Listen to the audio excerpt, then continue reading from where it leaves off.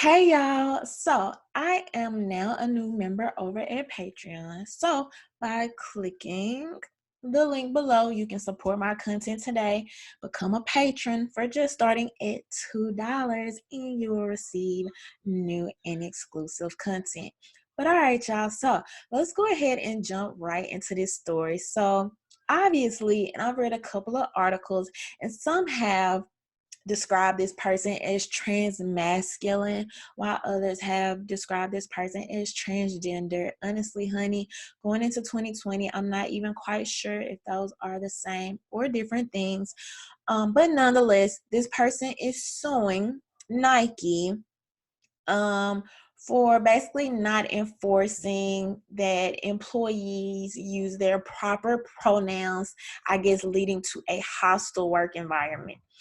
So let's go ahead and take a look at this article. This is according to CBS News.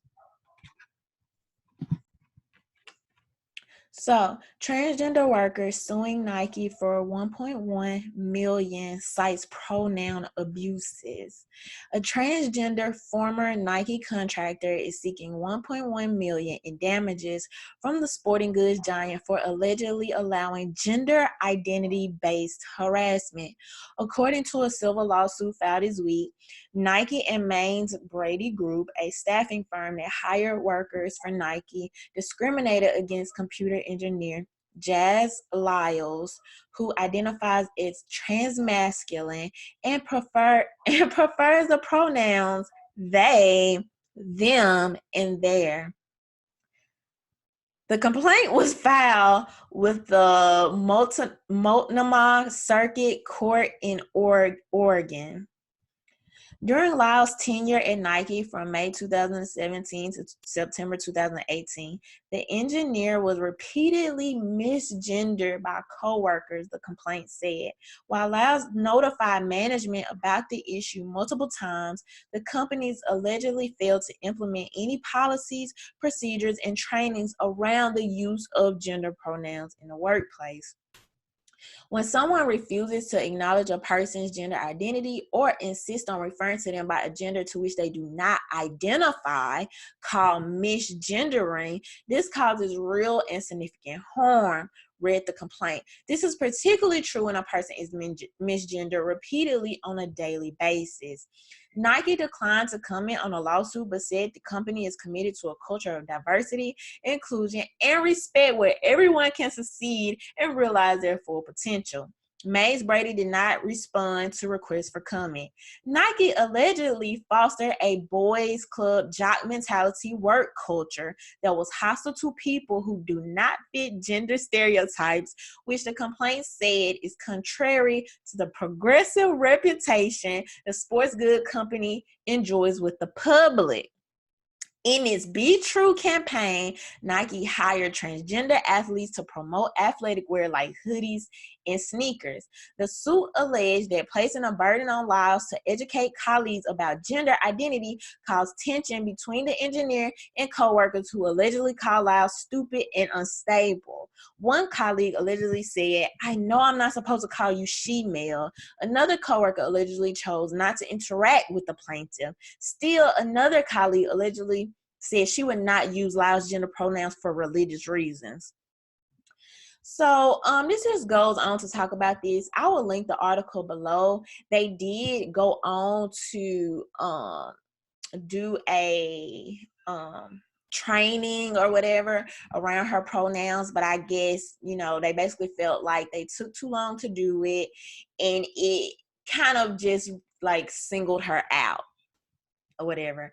So she's seeking 195,000 in economic damages and then 950,000 in non-economic damages.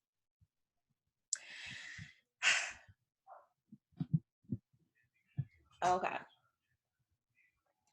So the first thing I would like to say about this is I just find it so funny, and I've said this. I've said with these companies, these corporations, they are only woke for money. Okay, They will put transgender people in their ads. They will put women in their ads. They just recently had a lawsuit from several women that talked about how they were being harassed and,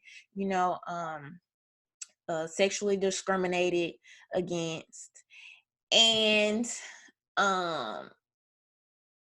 they'll do all this women empowerment stuff, but at the end of the day, you're being sued behind the scenes because what you're purporting to the mainstream media does not reflect the culture of your establishment. So these companies continuously do a lot of freaking pandering, and on the back end they're being screwed. So we know this whole Nike is woke. They just came out with the little Kaepernick shoes. We all know it's just a money thing, okay?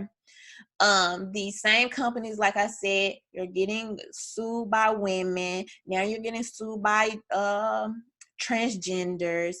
You are working on child labor in China. Okay, you stand down to China with their freaking communist regime and the way they're treating people over there. Like, so if you're paying attention, Nike is not fooling anybody. Not only to mention that, but these type of I feel like you have a lot of these people who feel like, oh, I'm helping change the culture, I'm helping move the culture forward. But in my personal belief, I believe that people doing things like this is going to end up causing more discrimination, and it's going to cause more harm than good.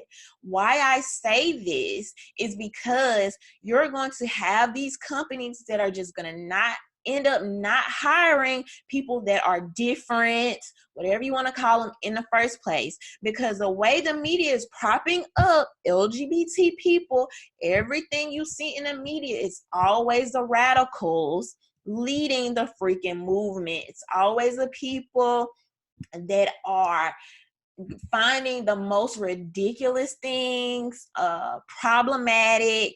They're always just like freaking rebel rousers. They're looking for something wrong. They're looking for to be offended. They're looking for people to hurt their feelings. Now, in this particular case, I'm not a jerk. You know what I mean? I've worked with transgender people. If you present a certain way, okay, cool. I'm not gonna create a hostile environment. I'm not gonna be a jerk to you. I'm not gonna be rude. If you fully are dressed, decked out like a woman, carrying yourself as a woman, okay, cool, whatever the case may be. All right. But where this gets weird, you are a freaking trans masculine person. People can refer to you as he, him. Like, they must refer to you as them, they, and their.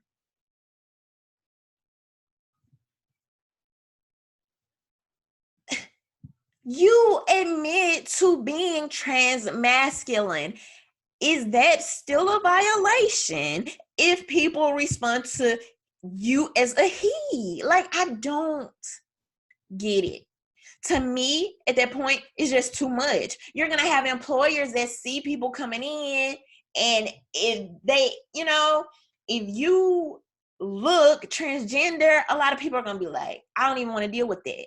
And how you can't know they're discriminating against you unless they're just dumb enough to specifically say something that alarms you that they're discriminating against you. But if this company interviews 50 freaking people and 2 of them are transgender and they end up not hiring the transgender person, and the interview and everything goes smoothly, how are you gonna know? And then you would have to prove basically that they are discriminating against you, okay? And then not only that,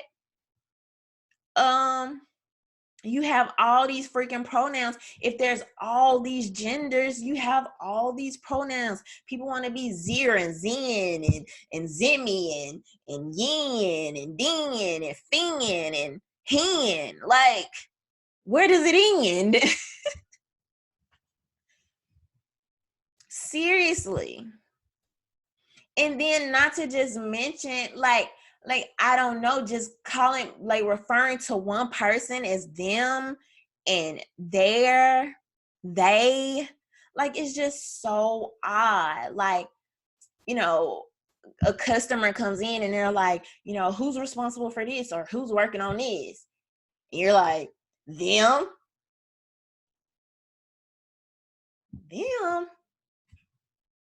Them who? I only see one person over there. Yeah, that's them. Like, I, I don't know. And then, like, our customers, you know, technically, are customers held to any type of standard?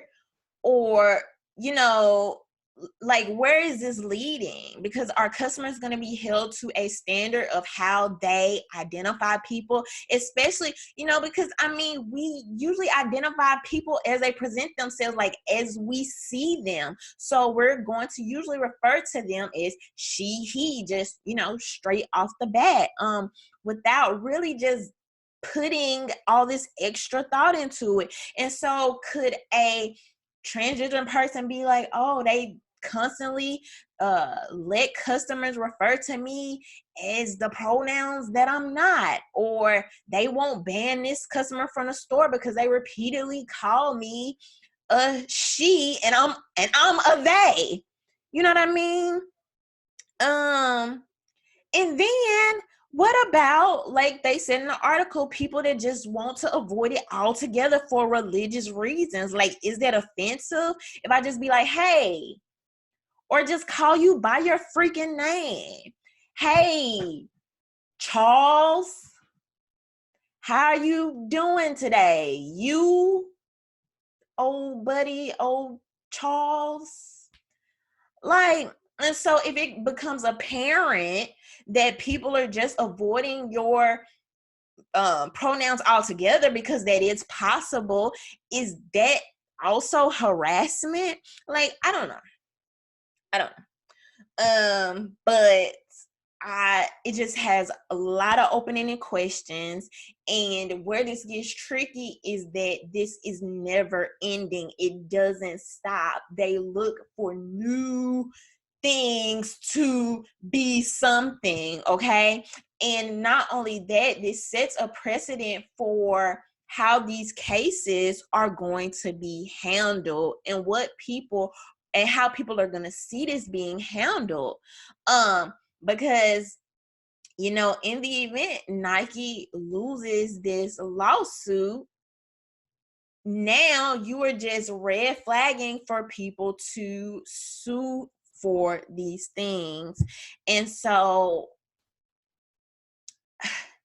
I don't know. I'm feeling like, you know, is there a thin line between harassment and freaking free speech? Like, I don't know. But anyway, lots of questions. But those are my thoughts. We'll keep an eye on this to see how it goes, but this is gonna get crazy. It's just madness at this point. You got trans people who still have penises going into salons for female waxing and are demanding that people wax their male genitals. Like, so this is where we're getting to as a culture. That's all I'm saying. So anyway, leave your thoughts below. Don't forget to subscribe. Bye.